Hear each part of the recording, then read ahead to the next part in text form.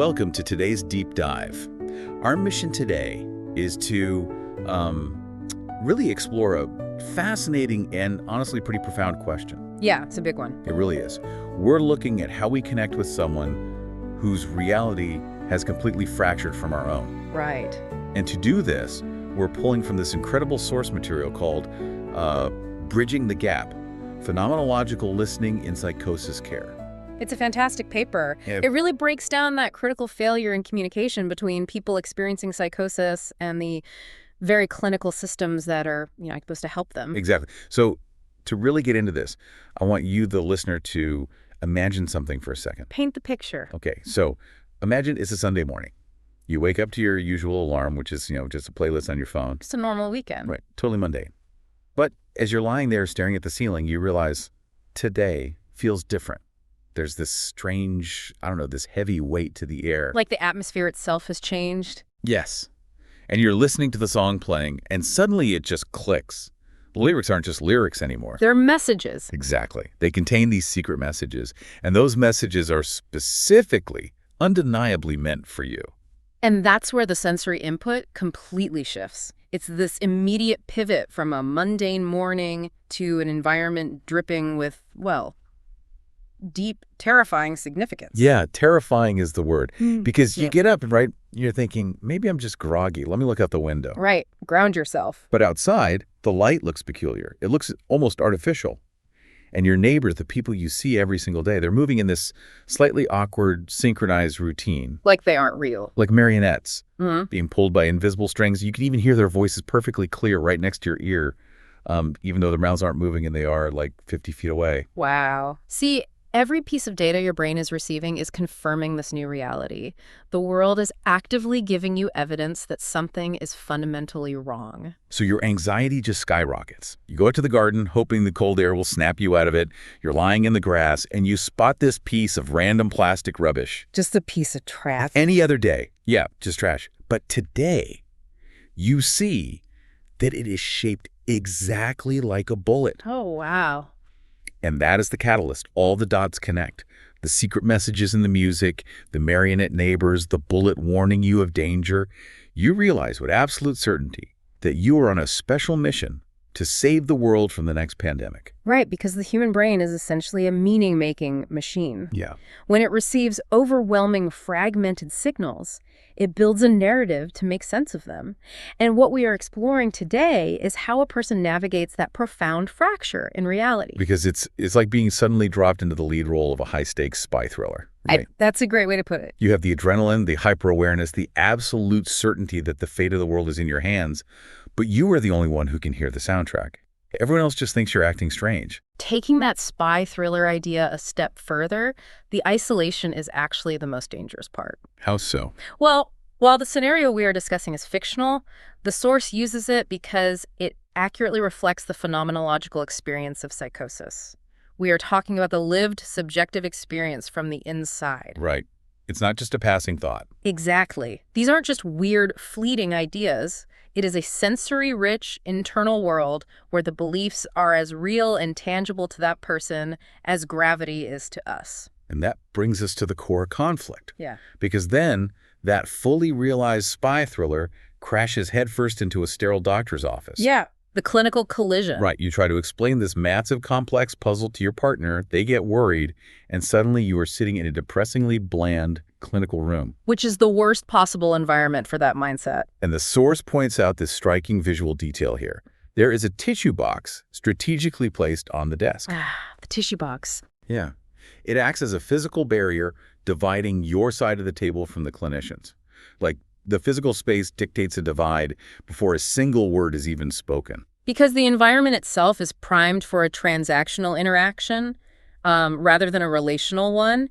You have a person experiencing an overwhelming, highly personalized reality sitting across from someone operating within a highly standardized, medicalized framework.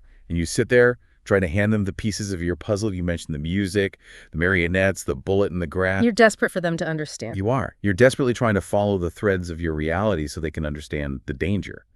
But the clinician pauses. They cut you off. They redirect. Yeah, they keep changing the topic, pivoting back to, like, A list of diagnostic questions. On a scale of 1 to 10, that sort of thing. Exactly. And it stops feeling like a plea for help and starts feeling like an interrogation.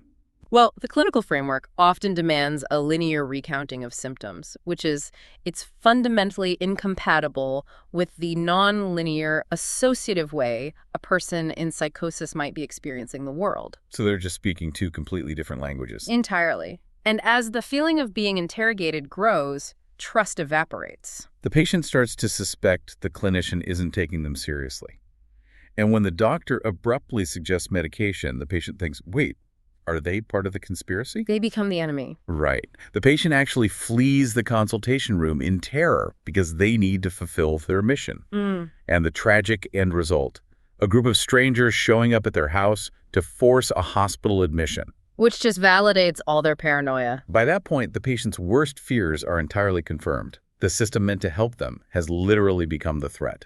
It is a cascading failure of communication, and the source dives into interdisciplinary research analyzing actual conversations in youth mental health care settings. What did they find? The recurring themes from the patient's perspectives are honestly devastating.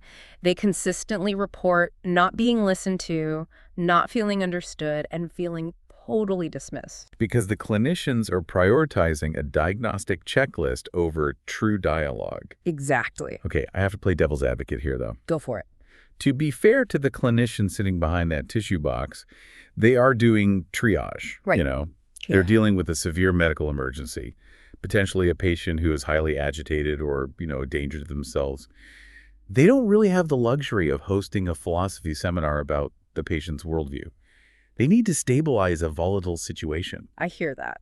But triage implies you are accurately assessing the situation to provide the most effective immediate care. Okay.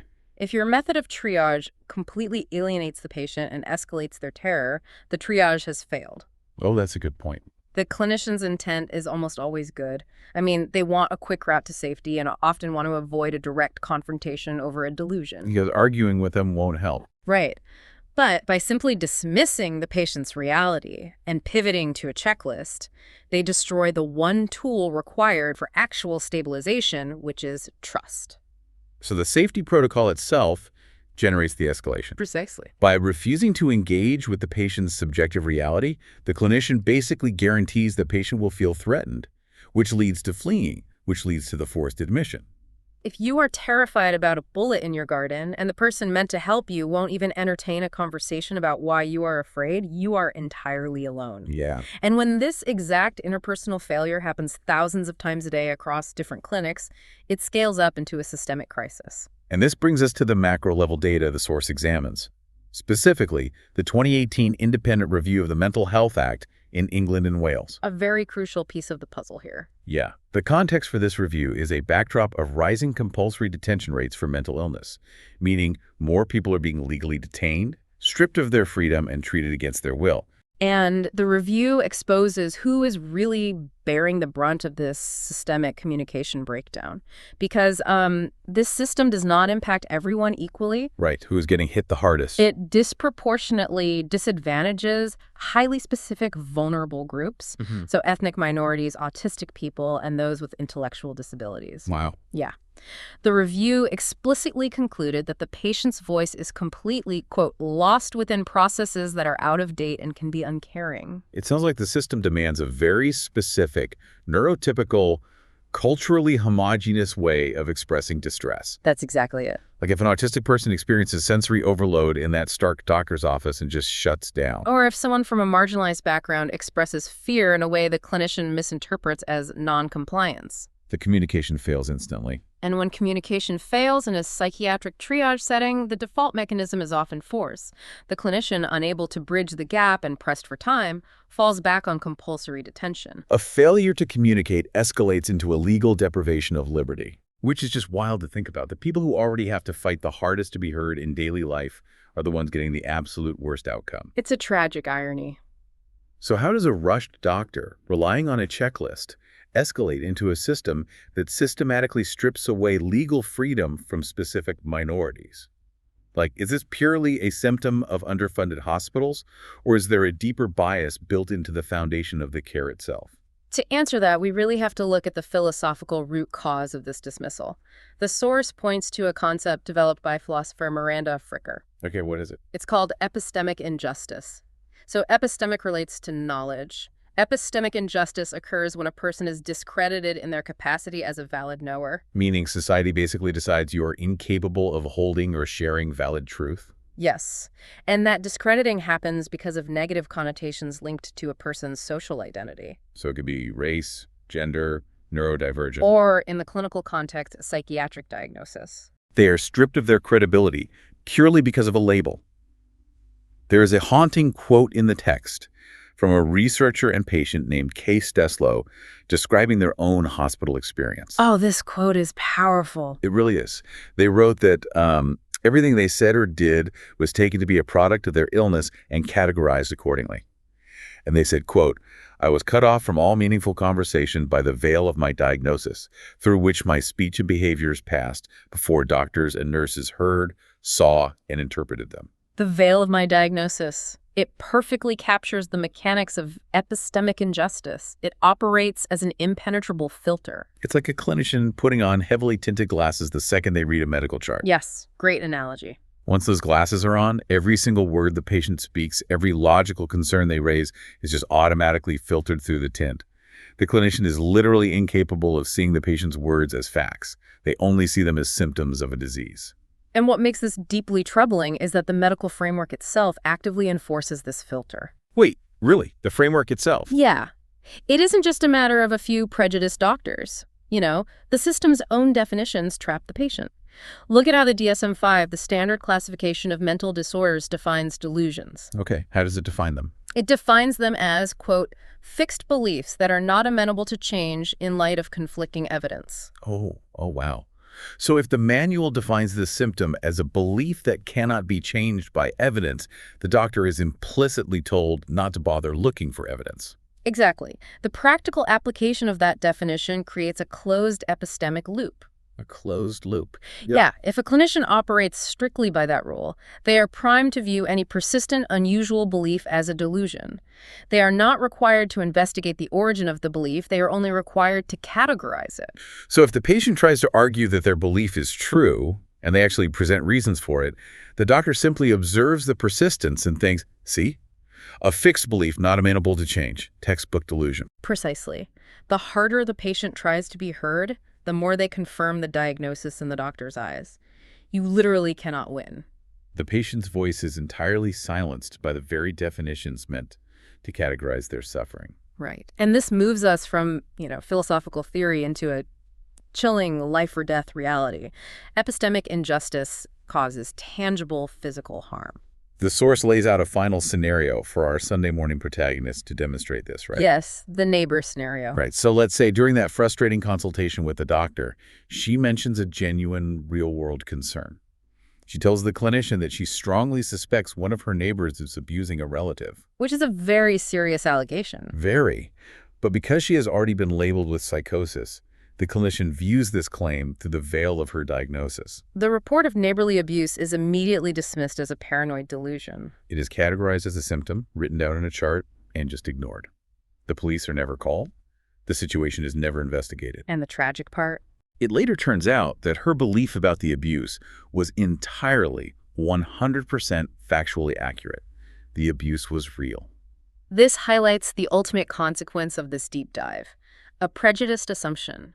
The assumption that a person with psychosis cannot perceive reality was extended to the patient's entire capacity to communicate. It's the boy who cried wolf scenario. Except the boy isn't lying and a wolf is actively terrorizing the village. Yeah.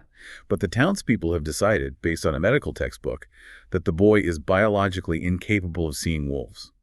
So they let the wolf attack while they treat the boy for hallucinations. They wrongfully denied her fundamental ability to relay knowledge. The harm wasn't just that the patient felt misunderstood.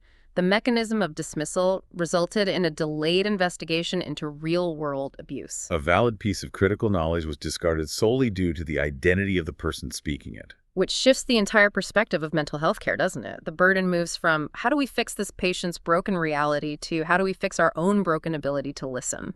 And this concept extends far beyond a psychiatric ward. No, absolutely. Even if you are not a clinician, And even if you are not experiencing psychosis, we all participate in epistemic injustice. Categorizing people is just a default human mechanism for dealing with information overload. We constantly use filters to determine who is worth listening to and who isn't. Think about your own daily interactions. How often do you dismiss someone's valid input simply because of the veil of a label you've slapped on them? It happens all the time. Right. Maybe it's a junior employee at work who you assume lacks the experience to have a strategic idea. Maybe it's a family member you've labeled as overly emotional, so you tune out their legitimate grievances about a toxic dynamic. Or maybe it's someone on the news from a different political background, and you assume nothing they say could possibly be grounded in factual reality. Exactly. True listening requires the incredibly difficult work of recognizing that everyone, regardless of their label, their diagnosis, their age, or their status, is a potential carrier of valid knowledge. You have to be willing to look past the awkwardness of the delivery to find the truth in the message.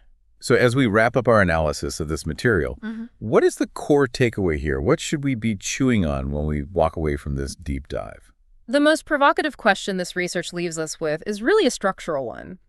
We've seen how standard, well-intentioned medical definitions, like the DSM-5 criteria for delusions, can inadvertently strip away a vulnerable person's basic credibility. Yeah.